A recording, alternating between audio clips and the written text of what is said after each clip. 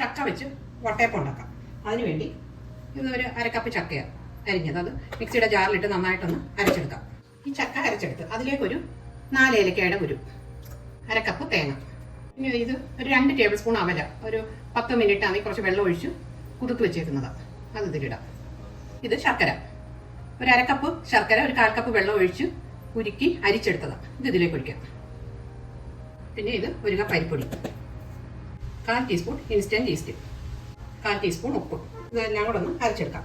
വെള്ളം പോരാൻ കുറച്ച് വെള്ളം കൂടെ, ഒത്തിരി നീണ്ടു പോകരുത്, കുറച്ച് വെള്ളം കൂടെ ഒഴിച്ചൊന്ന് അരച്ചെടുക്കാം. നന്നായിട്ട് അരച്ച് ഇതിലൊരു 1/4 കപ്പ് വെള്ളം കൂടെ ഒഴിച്ചാണ് അരച്ചത്. ഇനി ഇതൊരു 3 മണിക്കൂർ റെസ്റ്റ് ചെയ്യാൻ നോക്കാം. ഇതിപ്പം 3 മണിക്കൂറായി വെച്ചിട്ട് നന്നായിട്ട് പൊങ്ങിയിട്ടുണ്ട്. ഇതൊരു പാത്രത്തിലേക്ക് ഒഴിച്ച് ആവി കയറ്റാം. ഇത് നെയ്യ് തടങ്ങിയൊരു പാത്രം, അതിലേക്ക് ഒഴിക്കാം. ഇതാണെങ്കിൽ അരിപ്പൊടി എടുത്തേക്കുന്നത്, ഇടിയപ്പപ്പൊടി എടുത്തേക്കുന്നത്, വറുത്ത ഇടിയപ്പപ്പൊടി. ഇതിനി ആവിയിൽ വേവിച്ചെടുക്കാം. ഇനി ഇതിൽ വെള്ളം എടുക്കാം. ഒരു സ്റ്റീമറിൽ ഇതിലെ വെള്ളം എടുത്തിട്ട് ഇതിൽ വെക്കാം. ഒരു 20 മിനിറ്റ് കുക്ക് ചെയ്യാം. ഹൈ ഫ്ലെയിമിൽ വെച്ച് ഒരു 5 മിനിറ്റ് കഴിയുമ്പോൾ മീഡിയം ഫ്ലെയിമിൽ വെച്ച് കുക്ക് ചെയ്യാം.